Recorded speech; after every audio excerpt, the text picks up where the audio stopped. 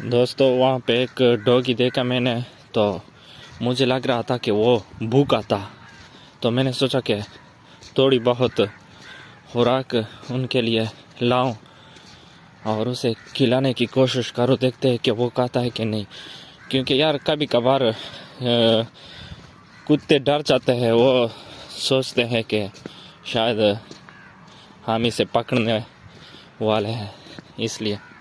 तो चूँकि बारिश का मौसम भी है, मैंने सोचा कि ह्यूमैनिटी को ज़िंदा कर दिया जाए तो अच्छा है। वैसे इस बारिश के मौसम में अपने नाइबर्स का भी ख्याल रखिए।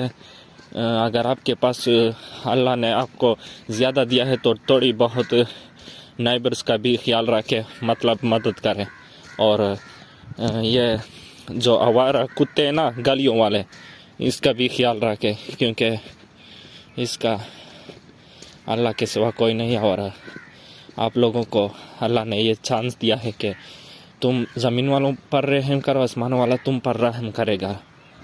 तो देखते हैं, वो यहाँ पे था, वहाँ है, लेकिन यार मुझे डर भी लग रहा है, मैं वहाँ जा नहीं सकता। देखते हैं।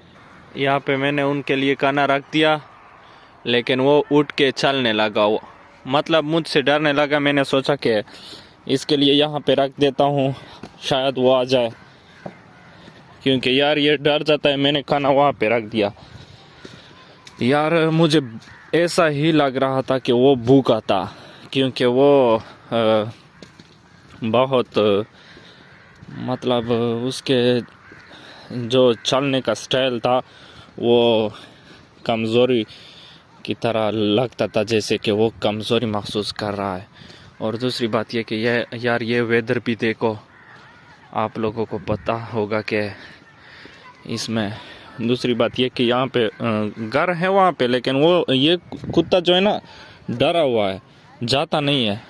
वो वहाँ पे खाने के साथ ही बैठ गया और खाने लगा। जैसे कि मैंने आप लोगों को बताया था कि ये मुझसे डरता है, इसलिए नहीं आता। ये देखिए, वो सुर्ख लिफाफा है ना, उसमें थी, मैंने उससे बाहर निकाली और वहाँ पे रखी।